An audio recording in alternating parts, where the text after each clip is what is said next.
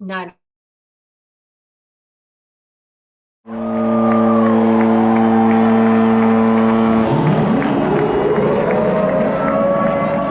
49er faithful ride with me. Red and gold blooded to the day I die. Reppin' on a gang and it's all I bleed. Racking up dubs in my Levi jeans. And we run over the league with our whole team. Be that number one seed cause we ballin'. Putting in that work early in the morning. Super Bowl team and now these haters salty.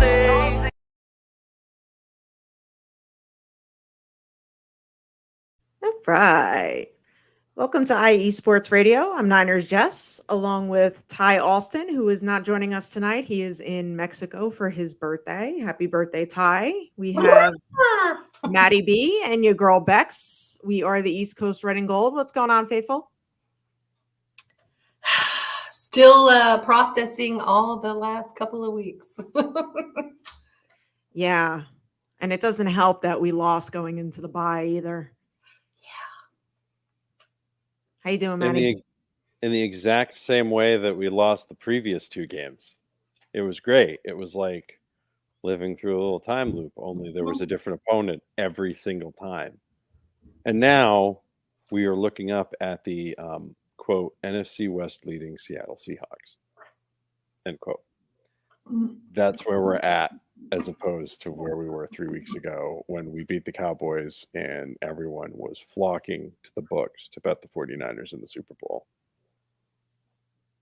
My, how far it has fallen in that time frame, right? Like, did Deebo Samuel and Trent Williams really mean that much to this team that we can't overcome that? There's no, it's not.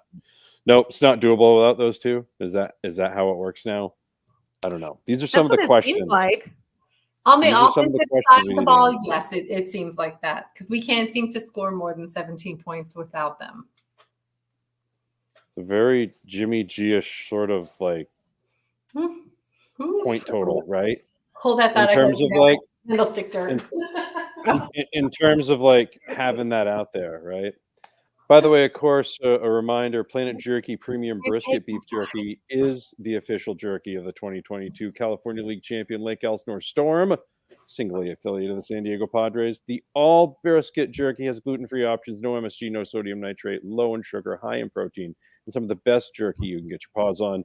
PlanetJerky.net, brisket beef jerky. It's on a whole other planet. And of course, with IE Sports Radio, make sure to follow IE Sports Radio on Twitter, Instagram, Facebook, TikTok.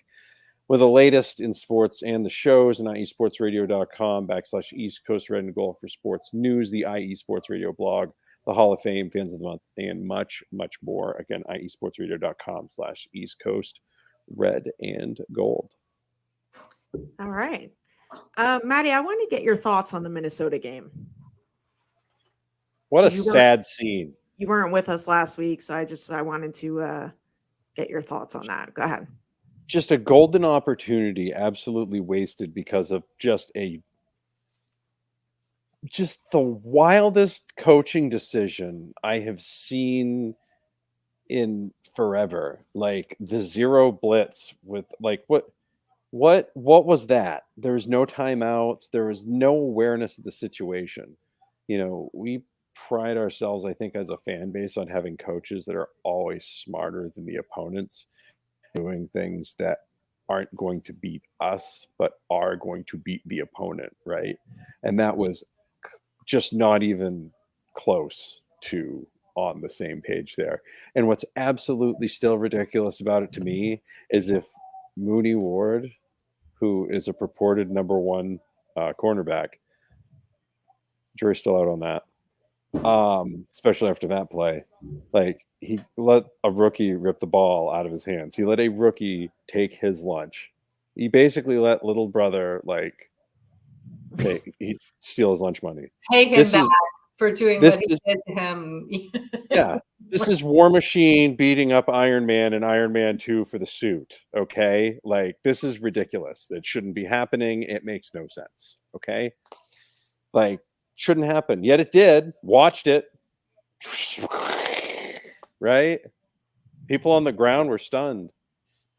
Minnesota and Cleveland fans, apparently, per the Niners Northeast like sources and friends and friends of, and all the friends that have been made along the way that like to chime in with photos and wish you were here's and all that other stuff that happened, said that the Minnesota and Cleveland fans were very similar. It wasn't that they were excited that they beat the 49ers. They were just stunned that they won. So the celebration afterwards wasn't like DX crotch chops or anything. It was like, I can't believe it. I can't, but like, It's a Christmas. you know what I mean? Like all of them, like this win was like Publishers Clearinghouse going directly to their seed. Congratulations, right? Like this is what it was. Like Ed McMahon came back and just was like, "Hey, great news!" So it was, it was in. So you're expecting, right? After all that, they're going to come home, right? They haven't lost at home since like I don't know, forever ago. Like you're not expecting them to lose at home. You know it's going to be a tough game against Cincinnati, but like you've beaten them before. And like I feel like that Cincinnati team is better than this Cincinnati team.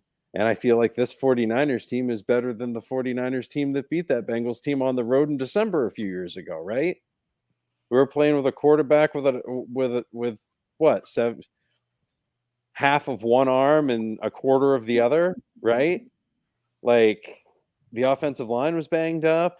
We had no running backs. Remember, Debo was the primary running back during that time frame. Like some of the crap that this team has lived through to get through to the other side, to get to where we are now, we all just assumed that they would get their shit together before the bye week so that we wouldn't be sitting here and asking ourselves, what is going on with this team?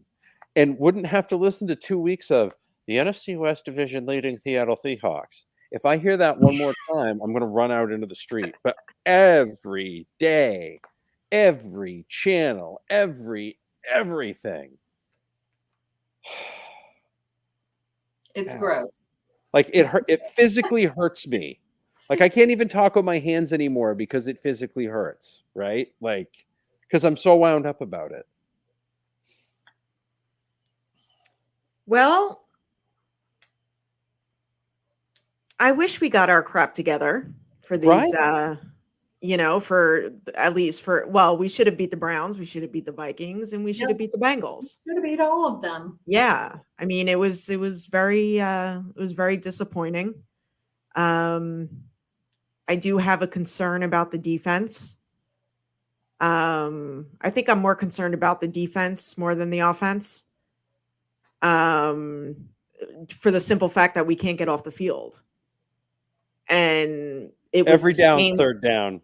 It's right. Back to the old, well, here we are in third and long, and we cannot stop anybody. They're running over us like a freight train, and it's stupid. With what the weapons we have, we cannot stop Cleveland on third down. We can't stop the Vikings on third down. We can't stop Cincinnati on third down. They all made us look like we were amateurs. It was so gross to watch. Joe Mixon looks like he's been running in quicksand for approximately the entire season. Okay. I'm telling you, every fantasy site that you could possibly ask for, whether it was regular fantasy, daily fantasy, props betting. Fun fact, sports betting is legal in Maine this Friday. Only in Maine would they launch it the day after an NFL game, but that's Maine for you. Anyways, they waited this long. Let's not whip it out on a Thursday. Let's whip it out on a Friday. You can't even bet on Maine high school football. So, like, what are you even doing here? Like, what, if you're not going to do that on a Friday, like, that's the only thing that's going on Friday. Why wouldn't you launch this on a Thursday? They've been waiting for 2 years. You can't launch it on a Thursday? Like, you're going to do it in season, week 9, and you can't launch it on a Thursday. Anyways, that's what happens when people that don't like sports make rules. Anyways, back to you, kids. With this, but this team, and then the Chase Young deal is great. It's absolutely awesome on the outsides. Killer Band-Aid, right? I hope it spills over into the secondary, because we have already seen at this point, if there is no pass rush, there is no other defense. There's nothing else stepping up unless there's a turnover, which you may get or you may not get, right? Like it's 50-50. Sometimes it's going to hit you in the hands. Sometimes the balls, like turnovers, are just basically luck, and you got to be in the right position. This team's very aggressive. Usually they're in the right position. They usually get to where they need to be, but you would expect that this defense would be better this year, and it seems like they are not. And they have more depth, I think. I think they've got more talent overall, at least on paper. Why isn't it clicking? Do you feel like Steve Wilkes has made some adjustments that aren't translating well on the field? Like, he inherited a well-oiled machine that seemed like they touched nothing going into the first 5 weeks. All of the sudden, it's like we're playing a lot of zone where we were playing man, or like we're not doing the stunting, that the trickery and those kind of things that were great Salah and D'Amico things that all of a sudden we've given up on, and everybody's just making us look like clowns. Like we're second rate on the field. And it's like stunning to me to watch. It's like, what is happening? And you listen to any broadcast, podcast, major sports outlet, and they're all going, why are they abandoning what they did well? What is happening? Why is Steve Wilkes changing things? And to me, that's like the essence of where I think the problem is. You hear it in Kyle's pressers. He's very frustrated, and he's alluding to some of those things, but he hasn't really, like, no one's going to throw anyone under the bus at this point. You know, they've got such a great thing going. I just wonder, you know, Matt, we've missed you for the last couple of weeks. Like, what do you think is happening on that Steve Wilkes thing? And do you think he'll be on the sidelines when we come back from the bye week? Do you think he's on the field in Jacksonville? I honestly don't. I don't think that's the problem. Like, I really don't.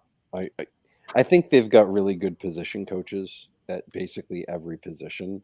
And if the position coaches can't, like, communicate what needs to be said from the defensive coordinator on down, like, you know, like a lot of the best offenses in the league, the offensive coordinators are upstairs, right? So why can't the defensive coordinator do it too? I think that's much ado about nothing. Yes, it is a change, but, you know, fun fact. My initial take too, I was like, no, look, the last 5 weeks, he's in the booth for 5 weeks. Why suddenly is that not a thing that's working?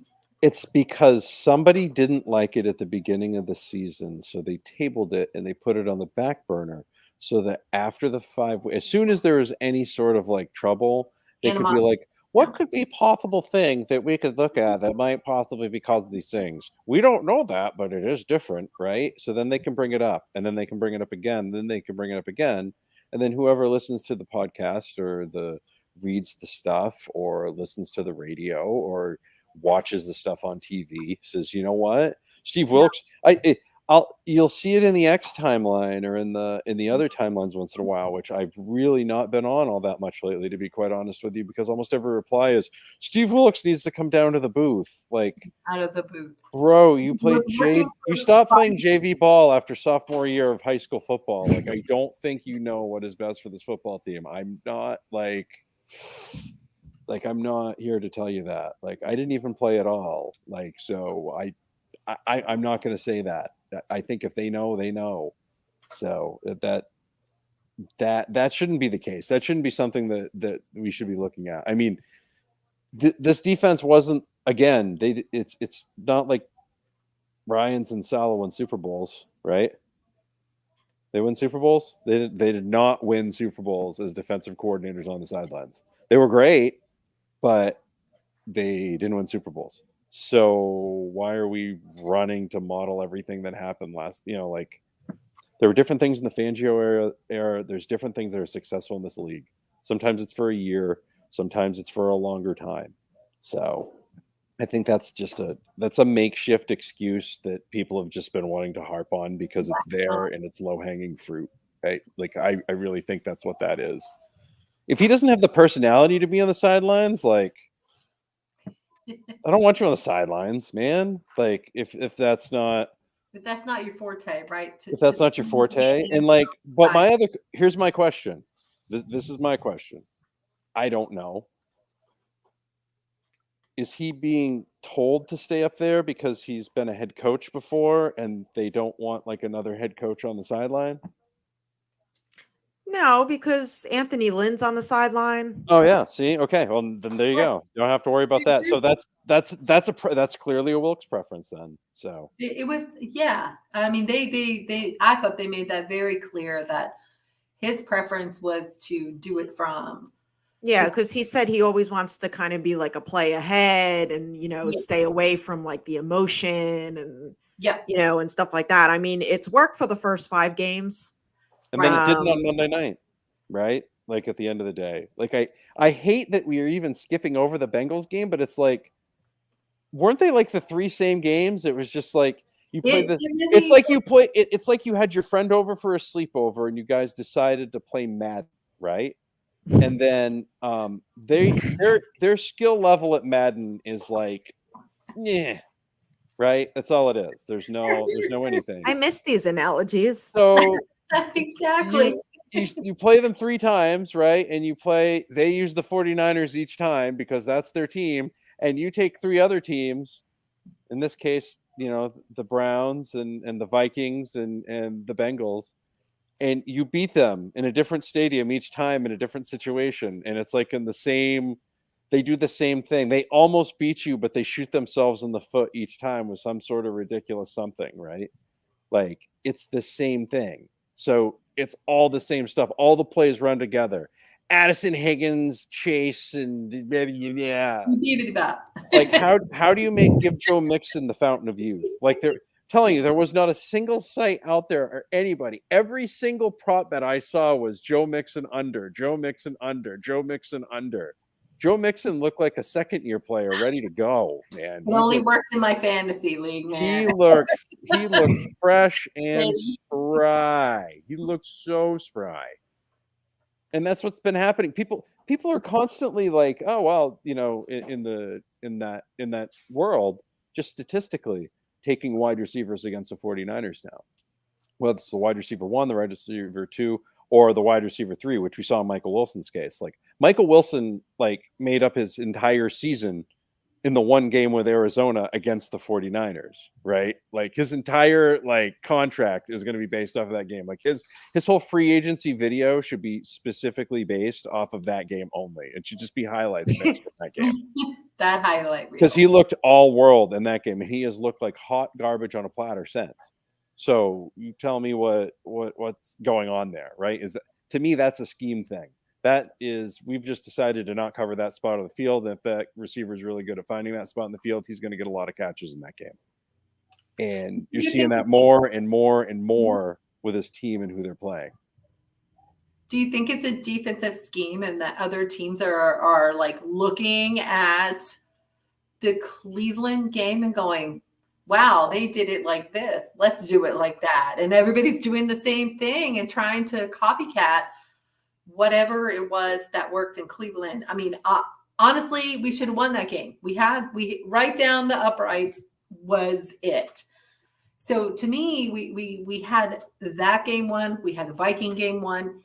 And even as gross as the Cincinnati game was, minus a couple of errant throws, that we had the potential to win that game too. So I don't feel like we were out of any 3 of these games, and I don't think it's Steve Wilkes, and I don't think it's his fault. I just, how I do. I'm going to push the button and see if that's what you think.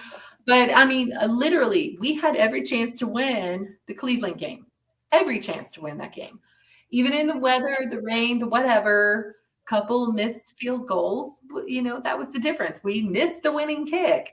Done. Over. Sorry, you don't win games if you don't do that.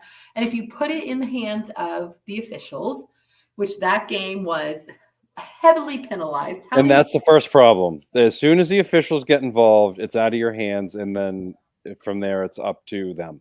When you push yourself 100+ yards back in penalties, it's hard to win. When you're throwing interceptions, and you weren't on that call, but I was like, we turned over the ball. We didn't get first downs. We got behind the sticks. We did all these things wrong, and yet we still could have won that game. It's hard to overcome all of those things, 5, 6 reasons why you will lose a game, and we still could have won. And then we step into Minnesota, and it's kind of, rinse and repeat. Just like my hair, I got a hair treatment in. I'm like, let me just brush it out on the front. It's a big old knot in the back. You'll never see it, but it's rinse and repeat kind of thing. Like, hey, I put this stuff in my hair. I'm going to let it ride for a couple of days, see what happens when I wash my hair. No, it's the same game all over again. If you don't take care of it, you're going to have a big knot in the back, and you're going to put some stuff. But yeah, I was like that. The whole thing, I don't blame it all on the defense. I do believe that Debo and Trent are a big part of why we lost. Big part of why we lost in both games, and including the Cincinnati game. I think not having those two key players in there was problematic. But, George did have the game we thought he was going to have, and it wasn't enough. It wasn't enough to win, but the defense looked like they couldn't, stop a runny nose out. I mean, we're first in the league in pressures, right? But we're still getting picked apart. I mean, I don't know, I don't think Steve Wilks is the problem, but at the same time, it's like you said, Becca, what changed? What changed? That should be a causation, Jess. What you just said should be a causation, right? Like, straight up. We're getting more pressure. The passes should be worse, and defenders should be in better position to get turnovers or not have these ridiculous completions happen, right? So what is happening? Well, the big thing that happened in the Cleveland game was they basically decided on offense, all you got to do is run straight at the 49ers receivers, and they'll get called for pass interference or defensive holding in key spots. Okay. That's why all these third downs, this keeps happening. They keep running at them, and they're not really changing the way they guard. It's like, if they get a crew that's going to be calling pass interference all the time, guess what? They're going to get whistled and flagged and whistled over and over and over again. If they get a crew that doesn't, it'll be fine and no one will care, right? Until the next week when we get a crew that calls it all the time. We're like, why is this happening? It's almost like all of the bad habits that they had at the beginning of last year and the year before, all just popped up in the last 3 weeks, gangbusters. But it was like Spider-Man No Way Home. Everybody just came out of the woodwork, right? Here comes the goblin. Here comes the other one. Here comes the sand guy. I don't know, man. You can't handle all that all at once, and they haven't. You've got 3 weeks of just absolute same game over and over again. Your friend with a sleepover that can't play Madden. That's who the 49ers have been the last 3 weeks. Oh, Brock Purdy can make this throw. No, Brock, you cannot make this throw. Apparently, you should be trying a different one. There should have been more George Kittle last week. George Kittle probably could have set the tight end record for receptions and yardage in a game last week. Did he not? Maybe the team record? He should have set a single he game had record. Most receiving yards for a tight end in Niners history. Yeah, I mean that break a record. I mean he's going to break a record like that every week, but he honestly should have had the single game record with what Cincinnati was doing defensively last week. There really wasn't a time where George Kittle probably couldn't have gotten the ball and gotten positive yardage during that game just based on the way everything was set up. Sometimes it's okay to be selfish. You know what I mean? It's okay. Sometimes it's okay just to feed the guy. We all remember the Terrell Owens game on Jerry Rice Day, right? It hurt Jerry's pride, but he almost had 30 receptions that day for 300 yards. It was worth it, right? They're literally saying, here, throw it to this guy. And you're like, okay. They could have done that to George all day. I honestly thought he could have had 300 yards receiving. What are we doing forcing it anywhere else? Make them triple team him and then go off of him, because they weren't doing that either. So I thought he was completely underutilized, even with his numbers. Special shout out to Jameson. What's going on, buddy? Good to see you in the chat. He actually came upstairs to watch it live. He's my in studio audience this evening. Oh, welcome in Yeah. studio. Steve-O says no boombox guys ever lost 4 in a row. That's the one I was laughing at. Steve-O, you're right. And all the copycats, they look stupid. So keep doing your copycat nonsense. You all look dumb copycatting us. Everyone copycat us. Tony says there's definitely a noticeable hiccup on the offense and defense, but I'm not worried yet, especially with the addition of Chase Young. The boys are making it right, I believe. Well, I think, time to heal is good. That's gonna definitely be a big difference. I think some of Brock's issues have been missing Trent and Debo. You lose your short yard guy that you're used to looking for, who's making his way open. You're gonna miss that guy. And you're going to miss the guy who's allowing your pocket not to collapse on you and get all that pressure up on you. And I think he learned that, if you have an opening, use your legs. Be Steve Young. I said, Maddie would say we need more Steve Young from him, because he had opportunities in Minnesota and he didn't take them. He tried to force a pass when he should have ran both times, and could have Steve Younged it right in there, and we would have extended the play. It would have kept going. And I was like, where's Matty when we need him to say, be Steve Young in these moments? And you saw that in Cincinnati, against Cincinnati, where he did use his legs a lot more when the pocket collapsed and the play with everybody was covered. You have no other options. Just run for the first down yourself. Take it, do it. And he did a lot more of that. But, I think time will, having the bye and getting the extra time, you're going to get Trent back and Debo back. They're going to be healthy, and he's going to have a little more solid, front line to give him more time to find the open guys. I think that's going to be a big deal. But I'm hoping adding Chase Young to the defense is also going to be good for us. But, the defense has just been, I don't know, they feel like a step behind playing this wide zone stuff that they've been doing. It's been ugly to watch. There's something has changed and has been different in the last few weeks. The first 5 weeks, Mooney Ward was all over everybody. You couldn't really, and he didn't go called for any of this pass interference nonsense.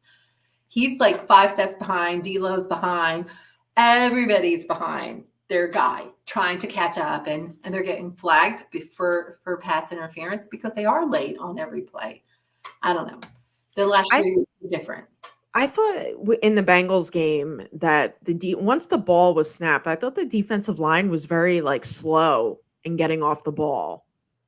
I know Eric Armstead a couple times, he took a little bit, or was that just me, or did you guys notice that as well? It's very tape delay the other day, right? You're talking about a schedule too. They're coming off of a 2-week schedule where they went to Cleveland, they came home. They went to Minnesota, they came home. Then they had to work on a short week off of Minnesota, right? And they came off of a short week off of a Minnesota loss. So it's a completely different way of doing things, right? On how they typically do things. So they really didn't get any sort of break or rest. How many times have we all traveled? How long does it take to unpack and really get your crap together after your stuff, right? Just to get settled again, to get back into your routine, to get your stuff done. And for the last 2 weeks, you've been bang, you've been and then you come home. It's I got to pay the bills. I got to do this. I got to do that. I got to do that. Jim Everett, breaking news. Jim Everett just fell down again because he thought Charles Haley was going to hit him. Just in case anyone was wondering. Rams will not win the West. The Rams are not going to win. Stop it. Did you see what the Cowboys did the other day to the Rams? Come on. The CeeDee Lamb actually showed who was the greater lamb, right? At the end of the day, Lamb versus Lamb, CeeDee showed that he was the one, right? Oh, that's funny. Oh, David, I'm genuinely concerned about you. We got people with multiple personalities now. I'm now genuinely. If you lose a bet, something happening. Oh, what do you guys think of David McNiner had said Jair Brown playing nickel. What do you think about that? Where's him? Where's Samuel Womack? Give me some fresh blood, man. Give me Well, something. Womack is still he's on, I think he's on the verge of his practice window opening, John Lynch So- said. Him and Darrell Luter Jr. I hope one of them pans out. There needs to be some sort of blood thing in there, and that hasn't that happened in the last couple of years with the secondary though? Like somebody's had to come in. Jimmy Ward had to come in and play nickel. Yeah. Tayshaun Gibson had to come in and play safety. Like We were just Deontay Johnson had to show up. Like at some point, like there's always some sort of something at the end of the day that this team needs some sort of something to stabilize or to fix things. So, And you know what, too? Besides not getting off the field for, on third down, the missed tackles. right. The defense, they had 12 missed tackles against the Bengals. And over the past 3 games, they've had a total of 32 missed tackles. I mean, That's crazy. something has changed. Something about what they're trying to do with the defense and the scheme. And I don't know if it's Steve Wilkes trying to make some adjustments or whatever. I think it was it the Browns game or the Viking game that you could kind of hear a little frustration with Nick Bosa's voice when he was on the podium about the scheme they're playing, and it's not typical for what they do, and there was a lot of miscues because people didn't communicate the same way they're used to communicating. So I feel like he tried to make some adjustments or changes, and they're just not translating well. It sounded to me like I thought maybe I went down the rabbit hole and read into that, but I felt like it was code for he's making adjustments that aren't effing working, and here we are, we're losing games because nobody knows where we're well, That's kind of like what Richard Sherman said on his podcast. Like the defense kind of looks different, and it needs to go back to what they've been doing, what has been working. Yeah, and trick plays and really, really throwing people off. When you're predictable, they're going to pick. no, you I would agree with you wholeheartedly on that. Yeah, it just feels like definitely something happened that he tried to make some adjustments. And I mean, even Kyle feels his one presser too, where they asked about something and he's like, I don't know, I'll watch it on the plane and I'll have those discussions, how he does. He's like, oh, yeah, we weren't exactly thrilled with the outcome of that play or that adjustment or whatever it was. And you can hear the frustration starting to boil up to the surface. And I'm like, oh, we don't need this. We were such a well-oiled machine for the last year and a half now, like the end of last season, halfway, 5 games into this one. No, we don't want some sort of defensive coordinator controversy about how he's coaching or how he's using our team, our players. These same guys were unstoppable for a season and a half. They had a whole off season to adjust to our defense and couldn't for the first 5 games. Why suddenly are we looking like clowns? Something changed, something is adjusted, and I think this bye week is going to be a coming to Jesus kind of party in the coaching staff. So I hope it works out because it's not pretty. I don't know what we're gonna do if it doesn't, right? We're going to watch the Titanic start to take on water. And then Yeah. all hell I think that's when I think that's when we're going to start to shows panic. up. To be honest, the throw Brock back to Iowa crowd pops back. Like the fakers, right? Every single person that wants to be like anti the Fire Steve Wilkes crew. showing the Fire Steve Wilkes crew. Yeah, always. They were silent through 5 weeks. All of a sudden, we're firing him now. We're going to fire Kyle. These guys all suck. Everybody sucks, after 3 losses. It's insanity. But also, somebody better stop the bleeding, right?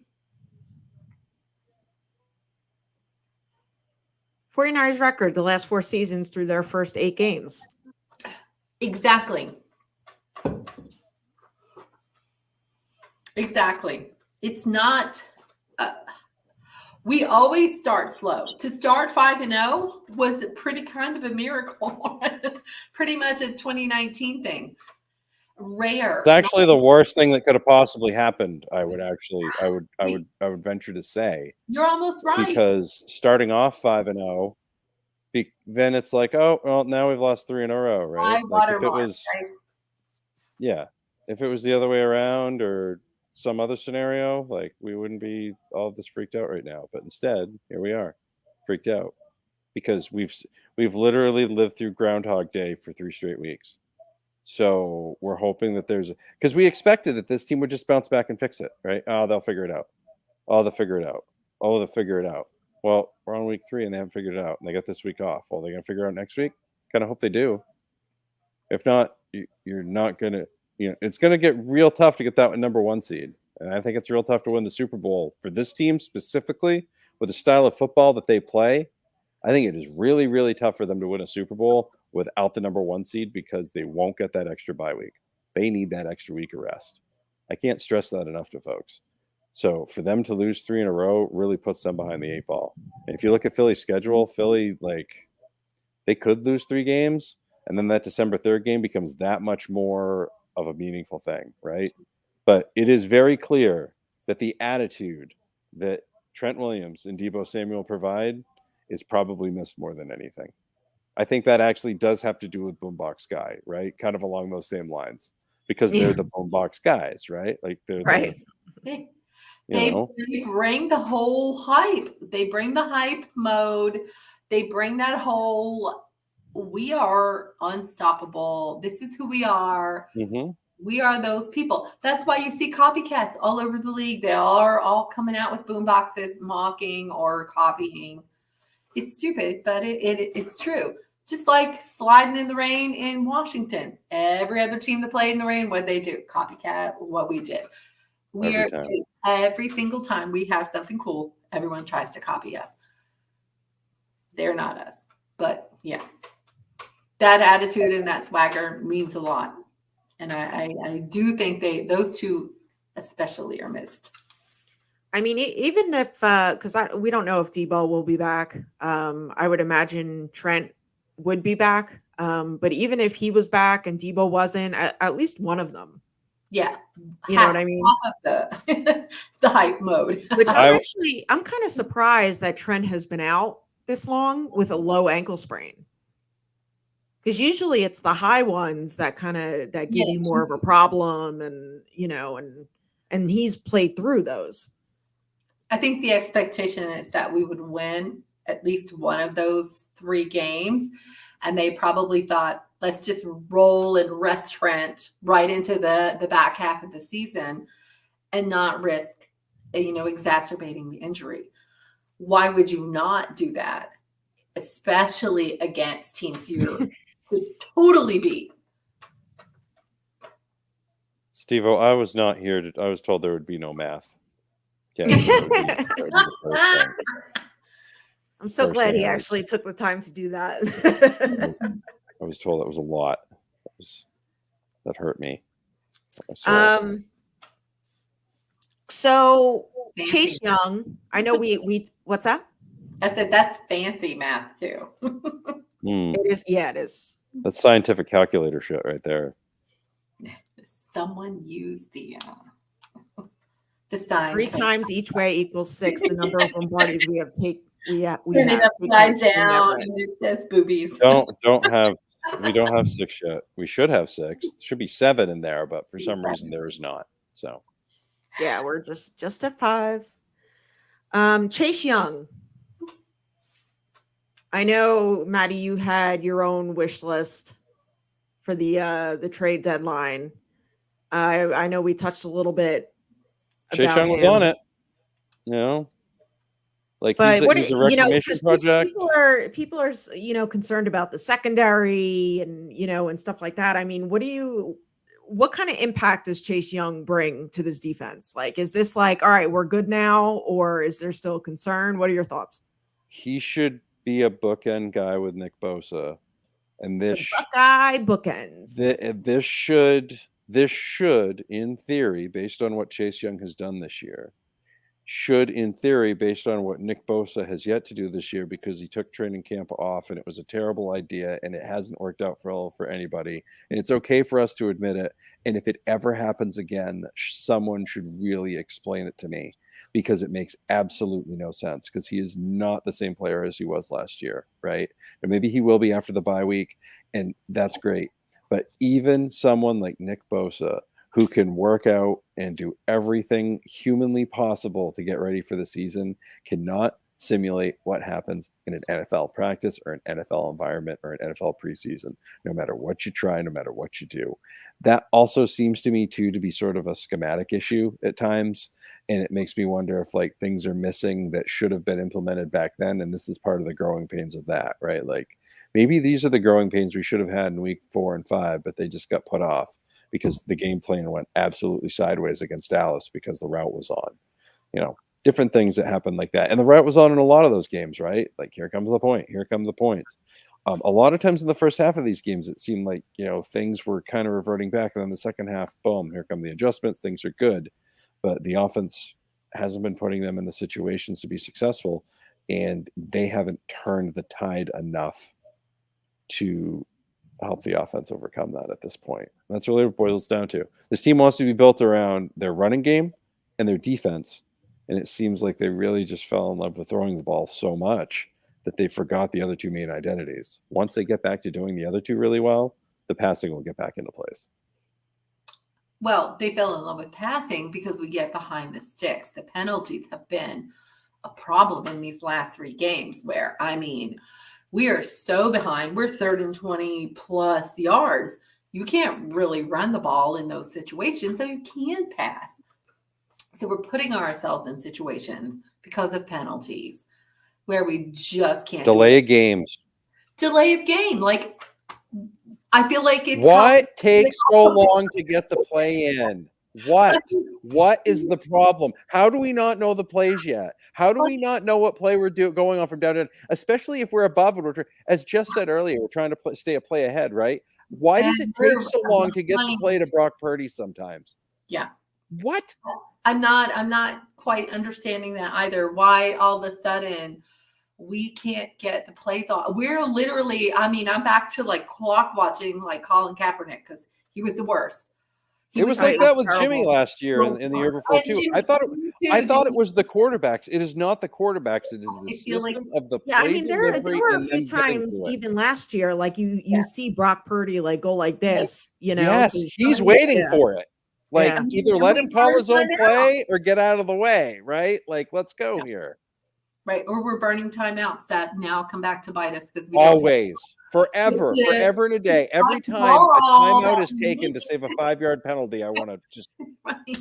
And the clock runs out on us. Cry. Like what is going on here? Yeah. This is amateur hour. It is 100%. Some of these things are just not okay. Just not okay. So Becca, what are your thoughts on Chase Young? I hope it really adds an additional, bit of pressure and good depth on the D line for us. I don't see how it's a bad move in any way. I just feel like, I don't know what you can hear a little bit, when Fred's at the podium and they're all at the podium, something's not quite the same. And they're all talking a little bit in a circle about what's going on and why they're not executing quite as well as they were. And they don't want to say it. They don't want to start some controversy because I think the expectation is that in these next couple of weeks, they're going to have that coming to Jesus talk and things are going to go back to bully ball in the way that they want, the schemes, the stunting, and all these trickery things that they do with the movement and the shifts that they haven't been doing. They haven't, I don't know what's been going on, but everybody is like, just this worked, try it. And it's working again. So Minnesota kept going right back to it. They took it to Mooney Ward in that game. Everybody's just like, just do this because it's working. Run the ball. They're not stopping the run. Run it straight up the middle. Nobody's stopping that.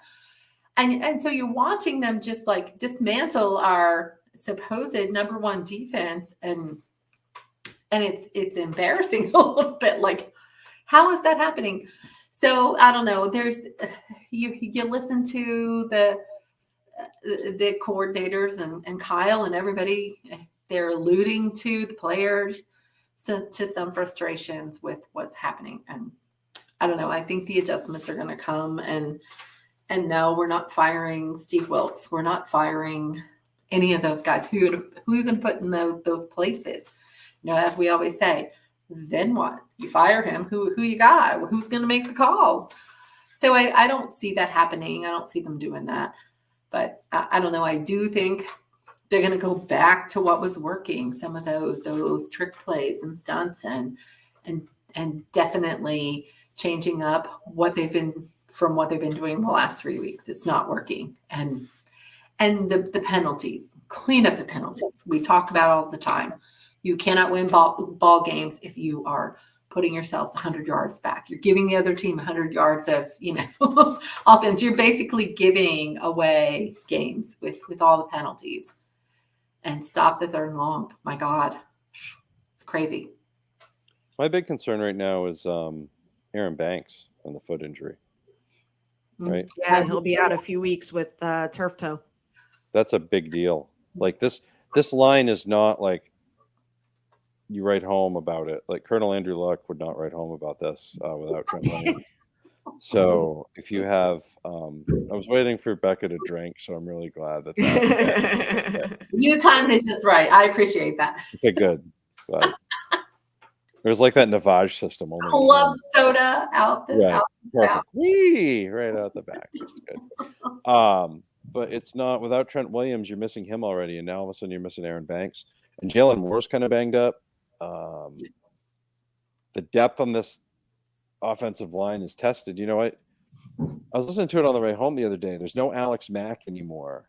There's no McGlinchey anymore. Like people seem like what have you about that, but Laken Tomlinson's gone. Like, look at the guys that they have lost on this offensive line and how they've replaced them. Like, have they gotten better on the offensive line? Have they slipped a little? Are they as good? Are they able to run the ball as well because it's Christian McCaffrey, or are they able to run the ball because the system, or are they able to run the ball because the offensive line is so good, right? Like, how is that whole thing working? And are they really able to run the ball, or is the pass setting up the run? You know what I mean? Like, there's a lot of different questions right now. Like, I feel like they thought they had an identity, and they're going to have to try to find it on this bye week. And I hope they do. There's a lot of season left, and it's semi-favorable, but it's also not all that tough. Like, you come out of the bye week, and you got to face Jacksonville, who could conceivably be the number one seed in the AFC this year, just based on the way the schedule goes and the way everything is. Like, the AFC is a tough haul this year for a lot of teams. And Jacksonville's also coming off their bye. Yes. Correct. So so they're going to be fresh and clean and ready to go. And they're and home. You want Calvin Ridley and Christian Kirk. I think Zay Jones coming back out of that bye week. That's a completely different offense with Zay Jones coming out of the slot because Trevor Lawrence really trusts him. And now Travis Etienne is almost playing like a Christian McCaffrey light role where they throw him the ball in space. He rushes the ball a lot. Like, he's getting almost all their touches, and the offense is really running through him. So you're kind of seeing it. And Doug Peterson, fun fact, has only won a Super Bowl, right? Like, it's not like he doesn't know what he's doing. That's a really tough one. That's not going to be a fun post-bye week game. That's not a get-right game. It's not a bounce-back game. And then right after that game, you come. It's a better win game. You better have your A game. And the Bucs still have talent. You know what I mean? And they that's a better win game too. Like, if you look at their schedule, there's not a whole ton of get-right games. You've got Jacksonville. That's a toughie. Tampa is not easy. Seattle on Thanksgiving. I think we already know the perils of Seattle on Thanksgiving. Thank you. And then Philadelphia on, I believe is that a Sunday afternoon or a Sunday night? I think it's Sunday afternoon. I think it's a 4:30 game. I'm almost positive it is because I I'm didn't not look sure around. which, but that's a Sunday one. Like, Let and me then you've look. got Seattle at home, so you've got it's a Sunday afternoon. It's a Sunday afternoon, I think, in Okay, Philly, so and we have Arizona the following week. Yeah. After Seattle, unless they flex Phillies it, 425, then against Seattle 405, then Arizona's 405. Yeah. Oh, Uh-oh. the weekly It is not a show unless circle Maddie of has death issues with with his the Niners Wi-Fi. Northeast. So, talking a little offense, I know we touched base on it a little bit. Besides the 2 interceptions, I thought Brock had a good game. He did. I agree. You know, we were at 17-10. That the one interception in the red zone was just dreadful. Oh, the one that hands up, or the defender Yeah. got up and barely made the catch. Partial luck, but also, I don't know. It's one of those things when things aren't going well, you always seem to have those kinds of plays that translate for the other team. The luck goes their way, they get the catch, they make the catch, and it's that. I thought we played a good game on offense, except for those couple of things, for sure. Everybody's making a big deal about Brock, but look at these. He's with Patrick Mahomes, Geno Smith, Jalen Hurts, Dak Prescott, Josh Allen. Yep, he's playing top ball, and that's the part you can't discount. He's hanging in there with the elites of the league right now. So, yeah. the problem is the guy that he's competing with is not on that chart. Neither's the other guy he's competing with. That's Steve Young and Joe Montana. That's how it works for 49ers fans. Okay. Well, unless you win a Super Bowl, you're not good enough. That's it. That's how it is. I'm not telling you that that's how I feel about it, but I'm telling you that that's how the majority of them feel about it. Yeah, but you're absolutely right, Matt. Everyone is a fair weather fan. If you're not winning every game and there's totally silent the first 5 weeks about whether Brock can carry the team, whether Brock can perform, whether Brock is the guy, you didn't hear anything about Brock. Where's Trey Lance? Where's Jimmy Garoppolo? Until these last 3 games, right? Then it's like, oh, look what we did to ourselves. Where's Trey? Jimmy's getting benched. Yeah, for Aiden O'Connell. Benched in Vegas. I honestly wouldn't be surprised if he gets cut, quite frankly, because there's not going to be. I don't think there's going to be a compensatory draft pick that comes with him, and they're not going to want to pay the guarantee that's due for next year for him. Yeah, I think he's going to get cut and end up back on the street and probably playing for somebody else for the end of the year. Yeah, but then they're responsible for like $28 million in like dead money. Yeah, but they're going to be responsible for that anyway. They've already committed to having dead money next year. The second that they decided to fire Dave Ziegler and Josh McDaniel, right? Like at the end of the day, however you felt as a Raiders fan about what they were doing, like if you're trying to implement the Patriot way of doing things, it's going to take longer than a year and a half unless you find Tom Brady to play quarterback. And if you're not invested in that time frame, then it was a bad hire. So it's good that they went ahead and made the decision now. If that had to do with the fact that they stunk out loud on Monday Night Football, so be it. By the way, going back to that graphic, there is another level that Brock Purdy can get to, right? He's 100% correct. But yeah. I think he's capable of it because everybody talks about the things he does. He does the things that, he's looking off defenders. He's doing this, that, and the other. Like, he was due for some bad luck. He was probably due for a little bit of regression back to the mean, but I'll figure it out. I mean, and people like Steve Young have said the same thing. Like, he's not going to win every game he starts. It's just impossible. We all go through it. We all have those down games. And what I'm seeing with what he's doing with his progressions and the way he's reading the field and the way he's moving the ball is impressive. So, when someone like Steve Young and even Joe Montana and other, quarterbacks, Kurt Warner and people are giving him high praise for what they're seeing out of him, you can only look at that as positive. Otherwise, they'd be ripping him to shreds, right? Like they would be going, oh, this is ugly. This is not working well. Look what he did here. This is gross. Yes, he tried to force a ball and it got picked. This isn't college. You can't just be a gunslinger and throw up some ugly ass pass and not expect an elite defender to come pick it off. It's just not the same. And I think he figured that out very quickly after he did that, because then you saw him in Minnesota use his feet instead of trying to force something and move the ball that way. So, he definitely is looking at the field differently. 100%. So my guy, George Kittle, most receiving yards by a tight end in Niners history, was at the podium saying, we need to run the ball more. That's a tight end thing to say. Agree. What'd you say, Maddie? That's a tight end thing to say. Right? Like at the end of the day, that's not the receiver in him talking. That's the tight end in him talking. Like at the end of the day, tight ends work off of the running game. I was just going to say he expanded on that a little bit more than just saying run the ball. He said we have to make our blocks. We have to make those key blocks. We have to do all the things that we know we're supposed to do. And we haven't been executing the way we were.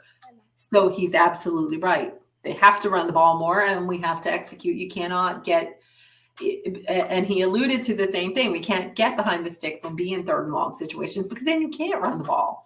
You don't have that as an option. You have to throw it and try to make up big yards. So he's right. You have to be successful in getting yourself into second and short situations. Run the ball, have great gains. Everybody do your job.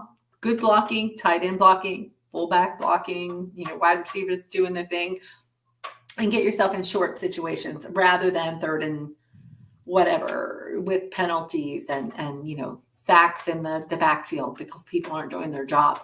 But he's absolutely right. The run game is the key to success in this offense, really. And this is the year. Like we can say whatever we want. This current cast of characters, this stacked cast of characters, this is probably the last year they're all going to be together. Somebody is not going to be here next year. Okay. In all likelihood, just based on the way it's going to work, based on what's happening. Right. So it's win now mode. Every week is win now mode. So it's okay to feel like it's win now mode. That's how it is. Regardless of whether you're, year 2 Brock Purdy or whatever, it's win now mode right now. You know what I mean? Dan Marino got to 1 Super Bowl in his career, never made it back. This might be your only shot. So you better get there and you better take full advantage of it. Yeah. So hopefully he's fully healthy. He gets a bye week to stay fully healthy. I kind of wonder if he still wasn't a little banged up from the Minnesota game. I worry that maybe he wasn't in so much concussion protocol as if he had some other sort of head thing that was going on that cleared up and still wasn't quite right. You know what I mean? Or a neck thing. You'll see that get misdiagnosed sometimes. And then they'll find out later on oh, just kidding. That wasn't a concussion thing. It was a neck thing or vice versa that causes this thing later on. So I'm hoping that's all cleared up and that's all good. And that wasn't anything that was bothering him the other night. I hope him and Brandon Ayuk get back on the same page. They had a really good chemistry going at the beginning of the year. And then all of a sudden, in the weather, I don't know what happened in Cleveland, but they lost their mojo somehow. I don't get it. It's no Trent Williams. It was very Sam and Diane time in the pocket. It was really bizarre. I don't get it. I don't know what the hell was going on. Whether it was just Trent Williams or whatever. But you know what? Even when they have these guys, even when they have the linemen in there or they're missing linemen, they usually have game plans to scheme around that. And it seemed like it just haven't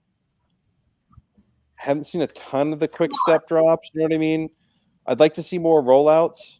I don't think they're leaving spies on Purdy that much on the for the running attack. I just think they look at him and they don't feel threatened that he's going to run the ball when in reality he really can. So if he's going to get 6 head runs and run out of bounds, that's great. I don't want him going downfield and getting hits. Okay. Yeah. I don't need that. Thank you. Right, because he's not a big dude. He doesn't need No. to take big hits. That is for No. sure. No. But yeah, if it's wide open spaces like the two picks in Minnesota, he had miles of turf in front of him in both situations. He didn't have to force the ball. He could have run a first They were down. giving it to him. He could have run it out of bounds of this when he threw the end of the game interception. He had all the space to just run to the right, run to the first down marker, and go out. Instead, he tried to force that ball, and it got picked. It was Because Marcus, he says Shanny is too pass happy right now in his play calling. It's because we've been behind the sticks. It's because of the penalties. you can't. It does happen every year, but that's what we put ourselves in, the spot we put ourselves in. Yep. 100%. So to all the people who think we're done. When I say we're done. The 49er frauds, all the memes, right? That were the front running frauds, and and then some words from friend of the show, Travis King. It's fine. All right. I want all my Niner fans to reshare. Oh. Hey, I feel like E40 right now for real. Because when the Niners are winning, all y'all haters be quiet. Y'all know where to be found, man. And then we lose a couple games and y'all want to come out the woodworks and start talking a gang of shit in my comment section.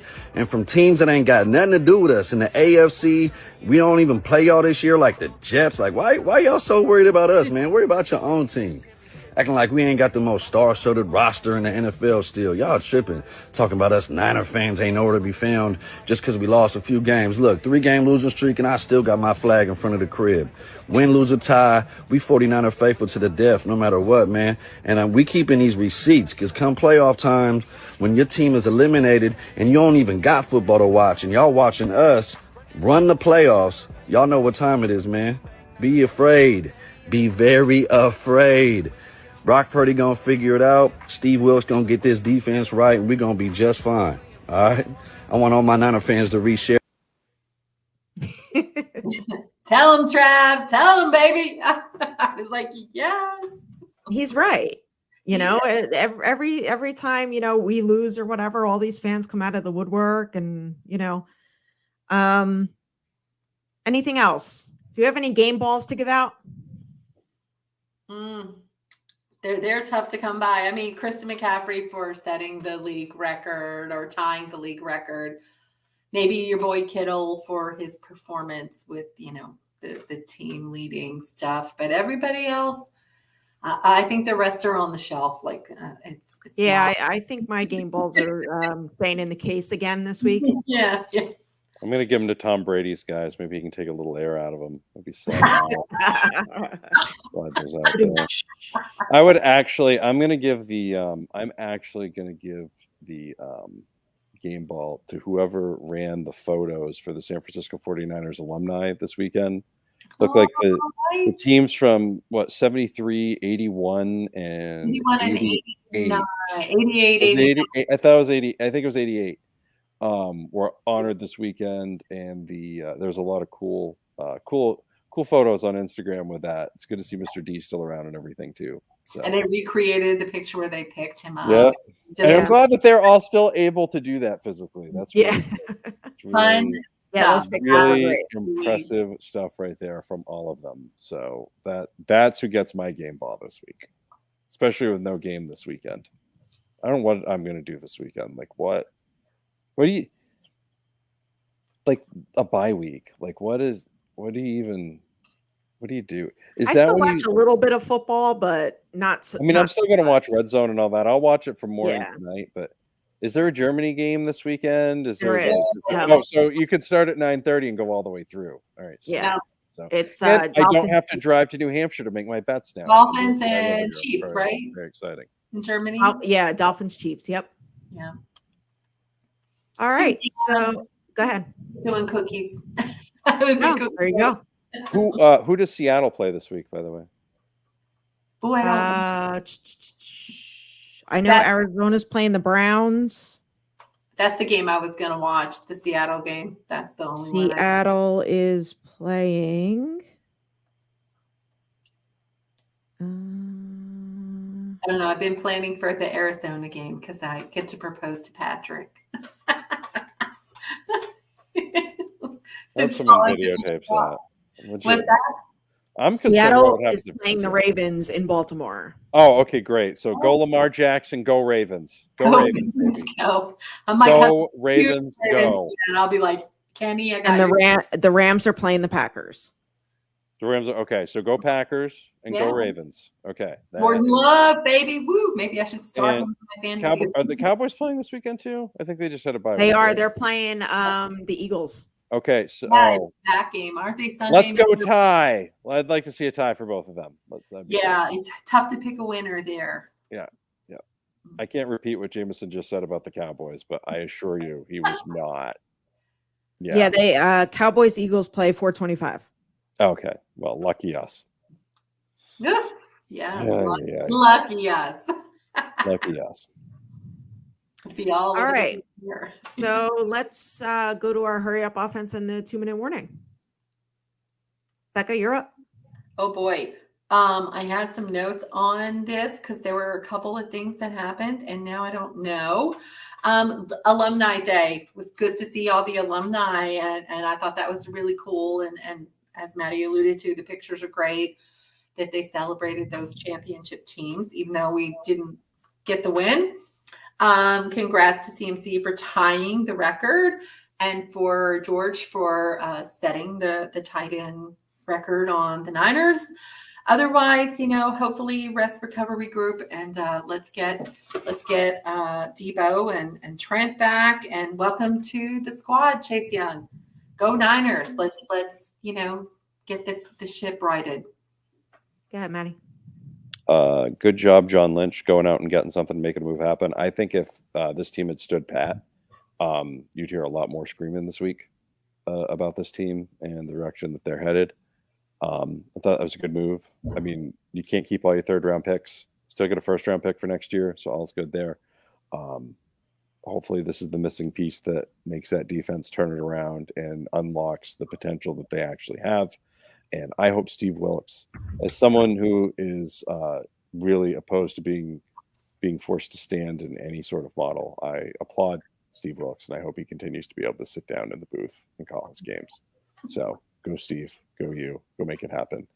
Also, Cheryl Bosun, maybe some more omelets for Nick. Like, let's spice up the omelet game out there. Come on. Lace it with cocaine, something, whatever you need. Wow, that's aggressive. But I've never even done this stuff. I have no idea. I honestly, you just see like animals on TV, like they do that and they run wild. see Walter White and you just let it loose back. I'm impressed. Just let it rip. It's good. But that's all I've got during my week, kids. Welcome to the squad, Chase Young. Shout out to everybody in the chat. Don't forget to like and subscribe if you haven't already. We appreciate you. And let's rest up this week. Let's get back to 49er football. Let's come off the bye. Let's beat the Jaguars. We'll talk about that next week. And as always, go Niners. Bing bang. Bang bang.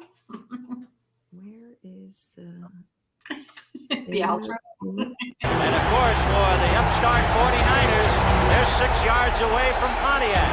3rd and 3. We'll see a pickup sometime on the right side, possibly. Montana looking, throwing in the end zone.